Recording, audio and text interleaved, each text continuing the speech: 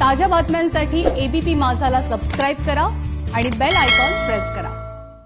पारंपरिक शेती न करता आधुनिक शेतीचा हात धरल्यास यश नक्की मिळतं हे प्रयोगशील शेतकरी आणि अभिनव फार्म क्लबचे संस्थापक ज्ञानेश्वर बोडकेंनी दाखवून दिले।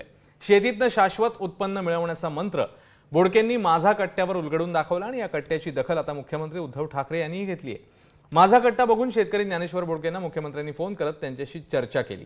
शेतकऱ्यांच्या उन्नतीसाठी एकत्र काम करण्याची मुख्यमंत्र्यांना विनंती केल्याचं बोडकेंनी यावेळी मुख्यमंत्र्यांनी विनंती केल्याचं बोडकेंनी सांगितलं। दरम्यान मुख्यमंत्री उद्धव ठाकरे आणि प्रयोगशील शेतकरी ज्ञानेश्वर बोडके यांच्यामध्ये फोनवरून नेमका संवाद काय झाला बघूया। जय महाराष्ट्र ज्ञानेश्वर। हां, जय महाराष्ट्र साहेब, नमस्कार। मी तुमची मुलाखत पाहिली हो आणि म्हणून म्हटलं कौतुक शब्द छोटा आहे पण निदान फोन तरी करावा। तुमचा फोन आला हे फार मोठं आमचं कौतुक आहे आमच्या शेतकऱ्यांचं। पण ज्ञानेश्वरजी असं आहे की आपण पण आता शेतकऱ्यांच्यासाठी काही ना काहीतरी करायला बघतो आहोत आणि करतो। नक्की नक्की। आता त्याच्यात मला तुमची मदत हवी आहे। नक्की साहेब, काही सांगा। आम्ही सगळी 1.5 लाख लोक आपल्याला काही मुलाखत पाहिली, नुसती गाडी पाठवून बोलवलं आणि मग तुमच्या शेतीकडे दुर्लक्ष तसं नाही करायचं। आपल्याला अनुभवाचा फायदा शेतकऱ्यांना करून द्यायचा, म्हणजे त्यांना स्वतःच्या पायावर उभं कसं करता येईल, राहता येईल तेच जरा करू आपण।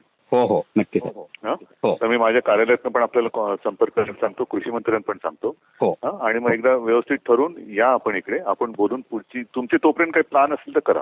हो हो, आणि आमच्या शेतावरही तुम्हाला यायचं जरूर येईन। पण संपर्कात राहा आणि काय तुम्हाला शेतकऱ्यांसाठी आपण काय करू शकतो त्याच्यात नक्की तुमच्या सूचना मला करून घ्यायच्या। हो हो, काय शुभेच्छा तुम्हाला। हो हो, थँक्यू साहेब, आभारी आहे। जय महाराष्ट्र।